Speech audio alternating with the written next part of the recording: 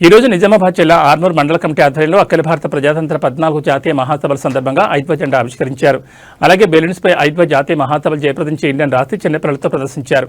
ఈ సందర్భంగా ఐద్వ జిల్లా కార్యదర్శి సుజాత మాట్లాడుతూ ఇప్పటి వరకు అఖిల భారత ప్రజాతంత్ర మహిళా సంఘం దేశంలో అనేక రకాలుగా మహిళలు ఎదుర్కొంటున్న సమస్యలపై ఎప్పటికప్పుడు ఆందోళన కార్యక్రమాలు పోరాటాలు చేస్తూ మహిళలకు అండగా నిలిచింది.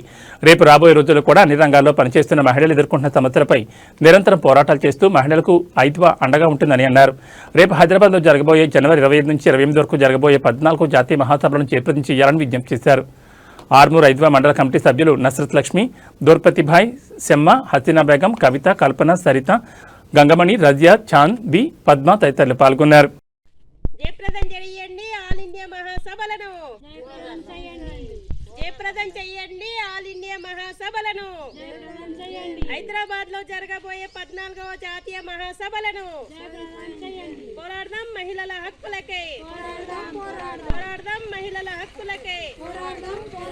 జిందాబాద్ ఐద్వా, జిందాబాద్ ఐద్వా, పోరాడదాం మహిళల సమస్యలకై, జయప్రదం చేయండి హైదరాబాద్ లో జరగబోయే 14వ మహాసభలను.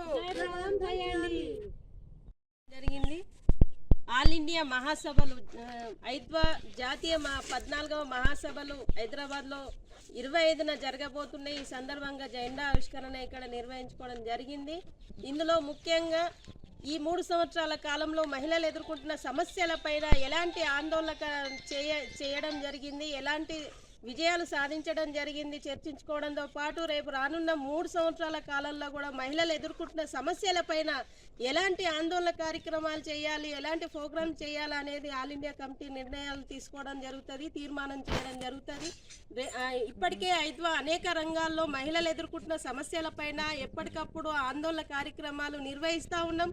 రేపు రానున్న కాలంలో కూడా మహిళలకు ఎదుర్కొంటున్న సమస్యలపైన నిరంతరం ఐద్వాగా పోరాటాల్లో ఉంటాం. కాబట్టి ఈ ఆల్ ఇండియా మహాసభల్ని విజయవంతం చేయడం కోసం ప్రతి ఒక్కరు కూడా తెలంగాణ రాష్ట్ర ప్రజలు, మహిళలు సహకరించాలని చెప్పేసి ఐద్వా మహిళా సంఘంగా విజ్ఞప్తి చేస్తా ఉన్నాం.